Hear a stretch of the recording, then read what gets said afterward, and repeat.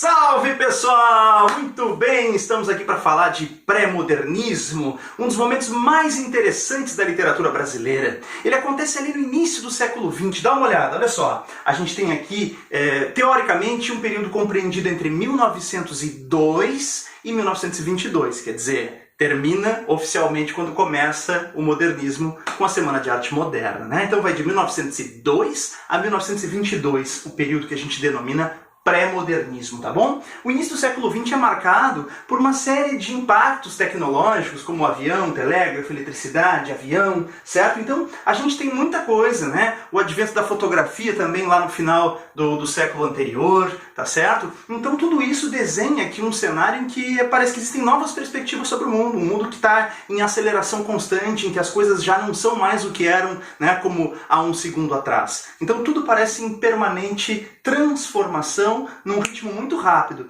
Claro que a gente também tem os impactos profundos da Primeira Guerra Mundial, ali em 1914, por exemplo, que em alguma medida também podem repercutir nessa literatura do início do século XX aqui. Tá? E tudo isso acaba trazendo também o impacto do quê? De movimentos artísticos que a gente chama de vanguardas europeias. Quer dizer, já que existe uma visão de mundo muito diferente agora, é claro que essa visão de mundo se manifesta também numa arte que procura se reinventar. Aí a gente vai ter o advento, né, das vanguardas como o cubismo, com Pablo Picasso, o futurismo, de Marinetti, o expressionismo, de Van Gogh e Munch, que já se desenhava no final do século anterior, mas que vai ganhar novos contornos aqui no início do século XX, o dadaísmo, de Marcel Duchamp, e o surrealismo de André Breton, o surrealismo de Salvador Dalí. Então, esse é um contexto bem fértil aqui de grandes inovações estilísticas, de uma percepção de mundo bastante transformada, não é?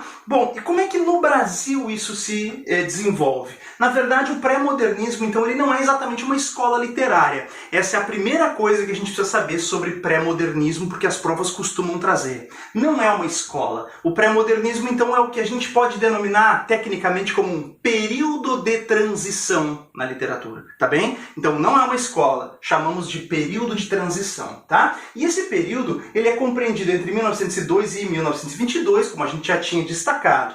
Embora não tenha aquela homogeneidade de uma escola literária, existem algumas tendências de estilo que a gente deve observar aqui, né? Essas características que podem aparecer nas provas. Então, a primeira delas, que chama bastante atenção, é o ecletismo. O que significa isso? Que a gente tem muitas características daquelas escolas anteriores, por exemplo, né? Como o romantismo, o realismo, o naturalismo, o parnasianismo, o simbolismo, se misturando todas num só texto. A gente pode perceber que uma obra literária pode condensar características de diferentes estilos. Isso a gente chama de ecletismo, certo? Então, pode aparecer nas provas, né? Ecletismo ou sincretismo. Essa mistura de vários estilos num só texto. A gente vai dar um exemplo bem concreto disso agora na sequência, tá bom? Mas olha só, também vamos ter algumas antecipações da modernidade nesse período. É interessante, né? Pré-modernismo é uma expressão que tanto pode indicar simplesmente alguma coisa que veio antes do modernismo, apontando, quem sabe, um traço mais conservador, ou seja, a permanência, né, de estilos que já existiam, mas pode também apontar o quê? Estamos antecipando coisas que vão surgir depois como modernas, como modernistas. Então essas antecipações da modernidade, elas são muito interessantes, né? Algumas inovações na linguagem, especialmente na literatura do Lima Barreto, por exemplo, que é um escritor pré-modernista nesse sentido, né, bastante representativo, porque antecipa a linguagem que os modernistas viriam a utilizar, mais coloquial, mais irreverente, mais irônica, mais popular, certo? Então, muito interessante essa inovação na linguagem de alguns autores do período. A tendência a uma interpretação crítica do Brasil, né, que a gente viria a enxergar também, né, com os modernistas de 22 e depois de maneira mais aguçada com os modernistas de 30. Então, a gente tem uma antecipação dessa tentativa de interpretar criticamente o Brasil e também um traço muito interessante em alguns autores, como Monteiro Lobato, por exemplo, o regionalismo, tá certo? É isso. Bom, pessoal, então, agora a gente faz aqui uma demonstração das características desse pré-modernismo como eclético, né? Como alguma coisa que condensa características de diferentes estilos, através da poesia de Augusto dos Anjos. Esse, né, que é um poeta bastante difícil de se classificar na época, né? Houve durante um tempo na prova da UFPR uma obra chamada A Última Quimera, certo? Que é um romance da Ana Miranda, a mesma autora do romance Boca do Inferno, que cai na UFSC, né? Que ela fez aqui então um romance sobre a trajetória, né, biográfica do Augusto dos Anjos, né, A Última Quimera. Então, naquele livro aparecia muito essa ideia de que o autor na época era um incompreendido, um cara que não era fácil classificar, que não conseguiam os intelectuais e estudiosos da literatura na época classificar a obra dele, porque realmente ele apontava estilos muito diferentes e até contraditórios entre si na sua poesia. Então, olha só, filho do carbono e do amoníaco, monstro de escuridão e rutilância, sofro desde epigênesis da infância a influência má dos signos do zodíaco. Profundissimamente hipocondríaco, este ambiente me causa repugnância. Sobe-me a boca uma ânsia análoga, ânsia que escapa a boca de um cardíaco. Já o verme, este operário das ruínas que o sangue podre das carnificinas come e a vida em geral declara guerra, anda a espreitar-me os olhos para roê-los e há de deixar-me apenas os cabelos na frialdade inorgânica da terra. Bom, esse poema é muito interessante, ele é muito impactante, não é? Mas vejam, vamos começar estudando a forma do poema. Nós temos aqui 4, 4, 3, 3, né? Ou seja, 2 estrofes de 4 versos, 2 de 3 versos. 2 quartetos, 2 tercetos, isso é um soneto. Olha só, além da forma soneto, nós temos aqui o verso decassílabo. Eu, filho do carbono e do amoni, só conta até a última sílaba tônica, dá decassílabos, né? Soneto versus decassílabos. Que mais? Olha só, roelos e cabelos é o que a gente chama de rima preciosa. Lembra disso? Porque pega 3 classes gramaticais diferentes, o verbo roer, o pronome los e o substantivo cabelos. Assim, nós temos 3 classes gramaticais na rima e isso a gente chama de rima preciosa. Gente, soneto, verso decassílabo, rima preciosa, isso é característica do que? De uma forma de escrita característica dos parnasianos. É isso, ele tem o formalismo parnasiano. Mas é óbvio que esse poema chama muito a atenção pela sua linguagem, pelo emprego de termos científicos, carbono, amoníaco, hipocondríaco, uma concepção, né, da vida como um fenômeno orgânico, essencialmente mesmo, né? Nós não estamos tanto naquelas questões mais metafísicas, mas numa visão muito materialista sobre a vida e sobre a morte também, porque o que sobra depois é o quê? Né? É matéria orgânica que residualmente fica como alimento para os vermes, certo? Então, o que a gente percebe é uma visão materialista, né, da vida, que remete ao cientificismo do naturalismo. Olha que interessante, a gente tem mistura de características parnasianas, naturalistas, tá certo? Mas também temos aquelas atmosferas vagas, sombrias, sinistras do simbolismo, não é? Olha só, a influência má dos signos do zodíaco, monstro de escuridão e rutilância. Essas, né, atmosferas vagas, até mesmo uma ponta, né, de misticismo aqui, né, acaba contrastando com aquele materialismo naturalista e ganhando contornos mais simbolistas. Olha que interessante a mistura de aspectos parnasianos, naturalistas, simbolistas, coisas contraditórias entre si. A obsessão pela morte chega a lembrar um pouco também daqueles românticos como Álvares de Azevedo, né? Então, quer dizer, Augusto dos Anjos é um poeta que condensa características de diferentes escolas literárias, diferentes estilos, certo? Numa atitude eclética, né? É o tal ecletismo ou sincretismo que a gente comentou, característico do período, tá? Se alguém tem dúvida sobre como classificar Augusto dos Anjos, a resposta é a seguinte: Augusto dos Anjos é um autor pré-modernista, tá bom? Eu achei que ele era simbolista. Na verdade, o que a gente usa como critério para classificar esse autor?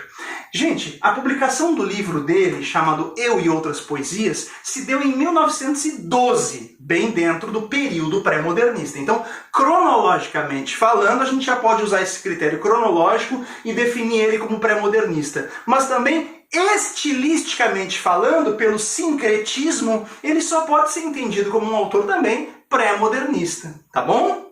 É isso.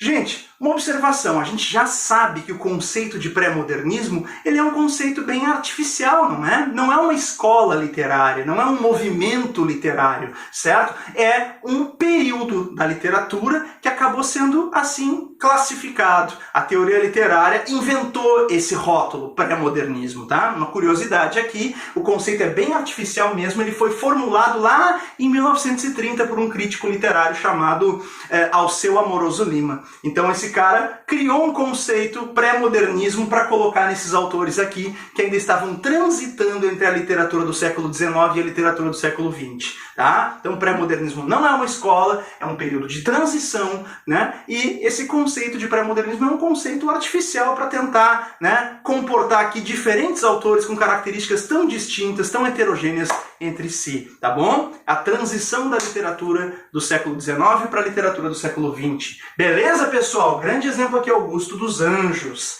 Bueno, agora, pessoal, aqui uma tabela com os nossos autores fundamentais do período, para a gente não esquecer. Esse período tem um bom impacto nas provas, é bom a gente saber quem são os autores e as obras mais importantes.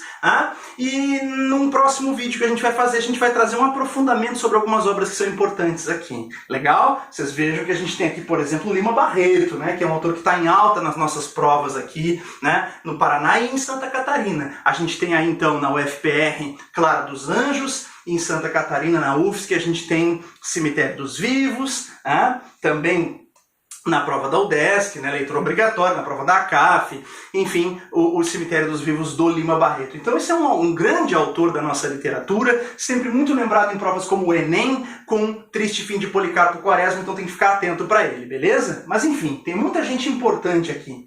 Graça Aranha, né, é o autor de Canaã, que é um livro que fala sobre a imigração e o papel do imigrante sobre o Brasil, ou o papel do Brasil sobre o imigrante, né? Parece um daqueles romances de tese, né, que vai discutir o que é mais determinante, o que é mais decisivo. Será que é o imigrante que vai moldar o Brasil ou será que é o Brasil que vai moldar o imigrante? Essas duas teses são discutidas aqui num livro chamado Canaã.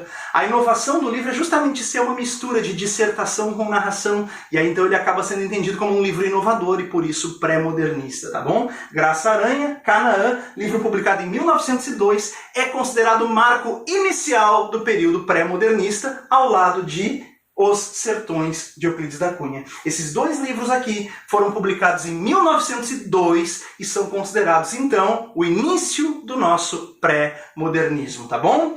Bom, Euclides da Cunha, Os Sertões, a gente vai aprofundar ele na sequência, né? Tem a temática de Canudos, uma tentativa de interpretação do Brasil e dos conflitos que existem na sociedade brasileira ali na virada do século XIX para o século XX. Euclides da Cunha, autor de Os Sertões, a gente vai comentar mais detalhadamente no próximo vídeo. Augusto dos Anjos, acabamos de comentar, o autor de Eu e Outras Poesias, com uma poesia, né, de profunda reflexão existencial, ao mesmo tempo o cientificismo se mistura a uma técnica formal parnasiana. Muito interessante, Augusto dos Anjos, o poeta sombrio ali, né, pessimista, filosófico de Eu e Outras Poesias. Autor de Psicologia de um Vencido, que a gente analisou agora há pouco. Monteiro Lobato, um escritor muito polêmico, autor de Urupês, Cidades Mortas e Negrinha, também autor da literatura infanto-juvenil do Sítio do Pica-Pau Amarelo, que a gente vai discutir também mais aprofundadamente na sequência. Lima Barreto, já falamos, o autor de Triste Fim de Policarpo Quaresma e de obras muito importantes para os nossos vestibulares aqui do sul do Brasil.